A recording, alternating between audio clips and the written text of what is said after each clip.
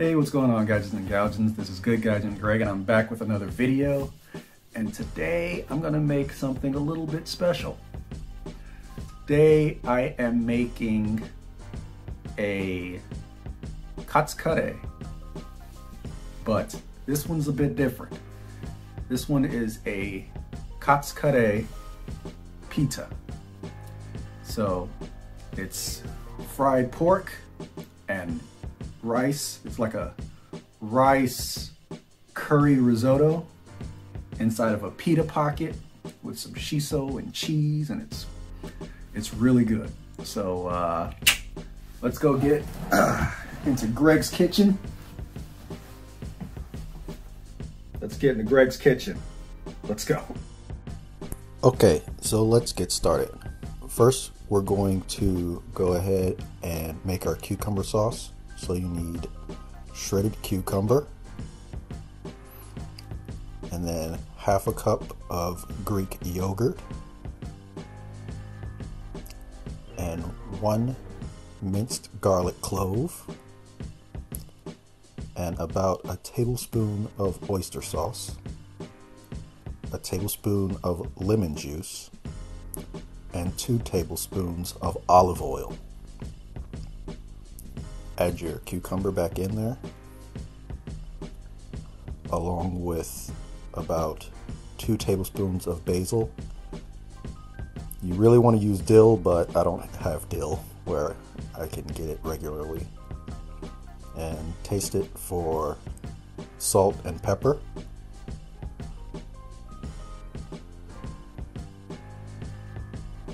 Mix that all in.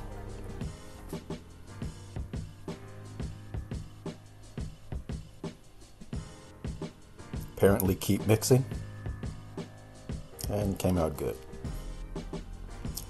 Make sure you don't make my mistake and forget to cut the fat connecting your meat so that it doesn't curl up, and then tenderize it.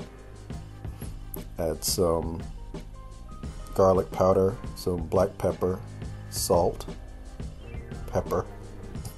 I like extra pepper, and a bit of soy sauce. This is soy sauce with yuzu in it, which is the citrus.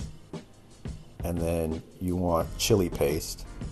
If you can get sriracha, go ahead and use sriracha.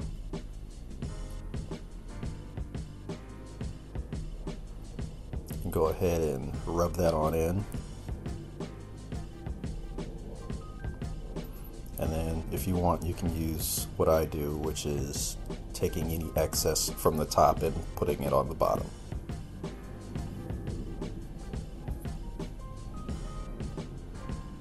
Next, we're going to make our stock for our risotto. To 6 cups of water, add 4 bouillon cubes, 2 laurel leaves, and just a pinch of saffron, because saffron is pretty expensive. Next, we're going to dice 1/2 onion,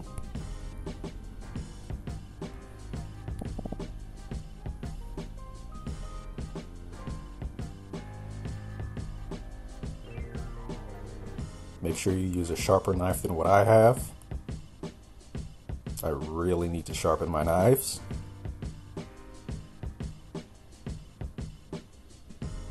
Especially if I want to call myself a chef. And then we're going to not smash garlic, and then try a second time, and you're going to go ahead and mince the 1 clove of garlic.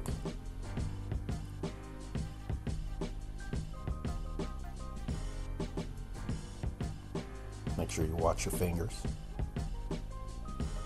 And this is kind of what we're looking for our stock. Nice light brown color. So to a pot, you're going to add 1 tablespoon of olive oil and 1 tablespoon of butter. And again, I made a mistake. You want to put your garlic and onions in first, and then your rice. But it's fine this way too. It's not like it's going to hurt anything. Okay, next you're going to go ahead and start ladling in your stock. And don't add too much. You're not trying to necessarily cook it. You need it to go slowly to release its starch and to create a creamy texture.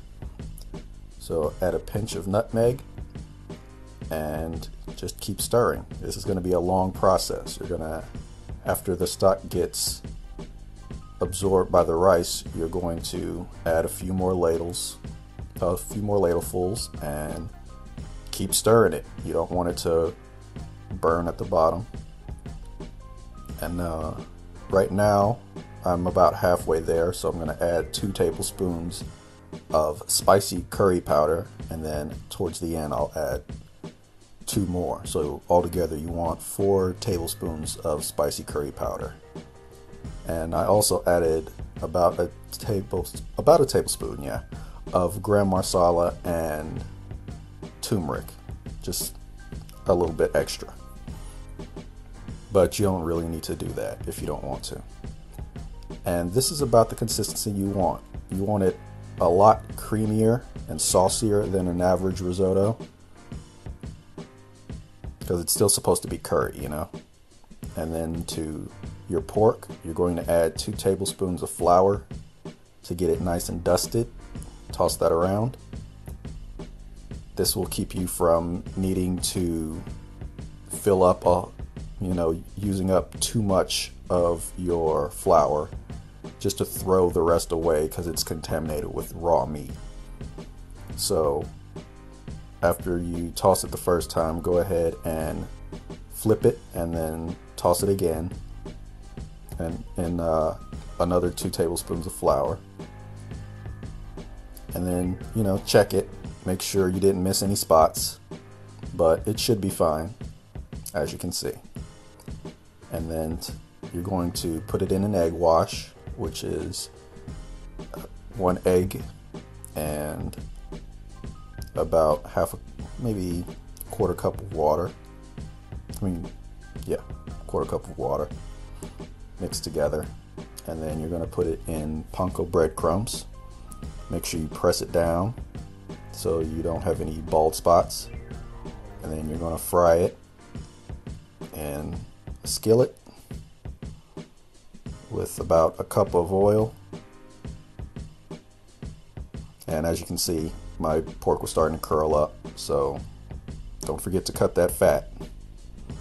And after it's brown and crispy, you can start assembling with cheese, shiso leaves. Make sure you heat up your pita bread so it's, manageable. Cut your pork in half if it's too big to fit one. Look at that cross section. And then start adding in your curry rice. Look at how creamy and smooth it is.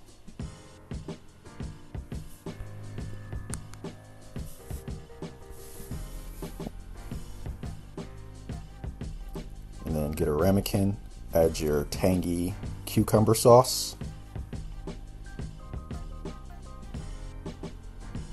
And look at that. You have a wonderful dinner.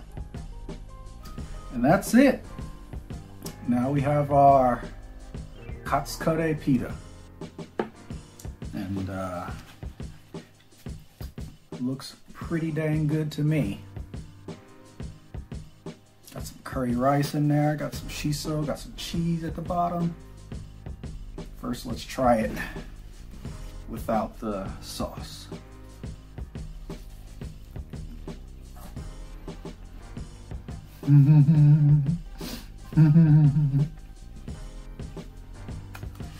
Yeah, it's good. Crispy. Got some umami. Some pepper. Can't even finish my sentence.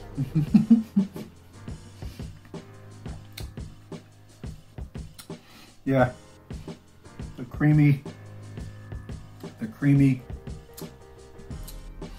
risotto, the creamy curry risotto with the crispy pork And the shiso leaves come in there with some fresh peppery little bits on there. Okay, now let's try it with the sauce.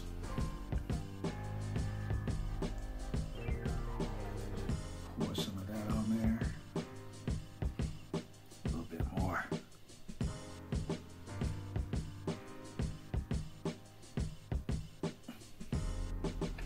All right, so now we got some cucumber sauce on there.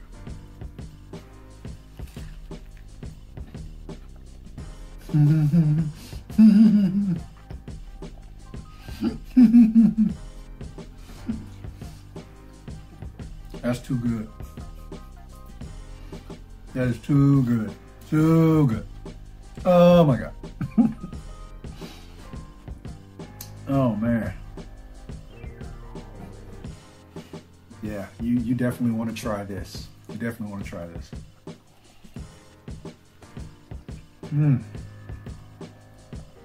It is really good. Okay, I gotta go because you're just gonna watch me eat and it's gonna be rude. Please try this one. This one was really, really good. All right, so I hope you guys enjoyed it. I hope it wasn't too awkward in the new kitchen. I'm trying to see, the kitchen's a little bit smaller, a lot of it smaller than my last place. So I'm trying to figure out where I'm gonna be shooting. So hopefully this will not be too bad, but at least you have a fantastic recipe to try. So please give that a try and I'll see you guys next time. Take care.